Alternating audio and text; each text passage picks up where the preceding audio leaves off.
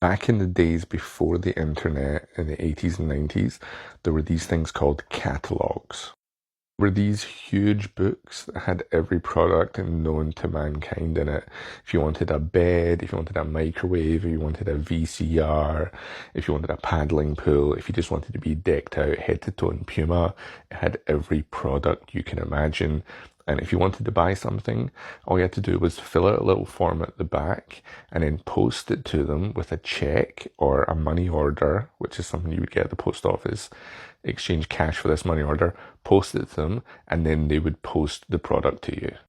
Long before I was the world's most famous Swiss watchmaker and I was just a little boy, look at the ears on that thing. Now you know why I've got long hair. Anyway, back in the day, I loved going through these catalogues for two particular categories. The ladies' underwear section, obviously. This was MILF porn before MILFs were even a thing. Shows what a visionary genius I was, even as a kid. There was no internet back in those days, guys. You had to make do with what you could get your hands on. And the only other thing I liked almost as much as super hot MILFs back in those days were watches. And I would spend hours and hours looking at these terrible photographs of watches, reading the description, looking at the recommended retail price, and then the price they were selling it for, and thinking, oh, what a bargain.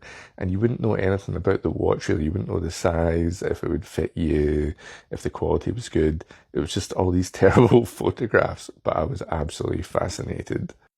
And one of the watches that I fell in love with was this Timex Iron Man. I thought it was such a good looking watch. But unfortunately, because I didn't have a check, a money order, or even any money at all, instead I put this watch on my Christmas list, hoping that Santa would get it for me.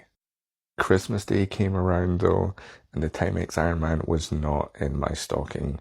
Maybe my family just forgot to get it for me, or perhaps, as my granny said, it was because I desecrated those catalogues and Jesus and Santa were disgusted with me and that I would be burning in hell for all eternity.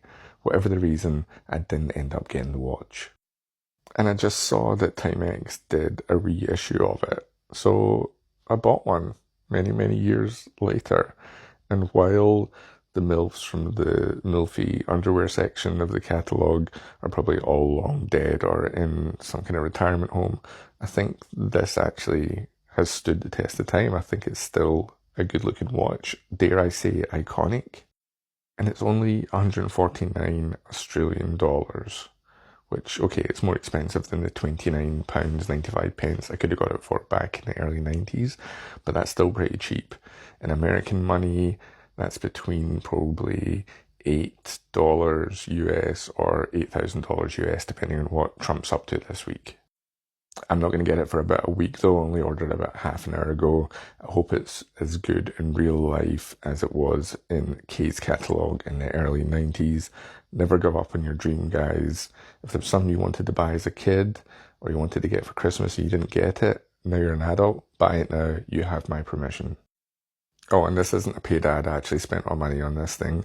For anyone that wants to know what's going on with Timex and the chats I've been having with them, their chief marketing officer kind of reached out to me.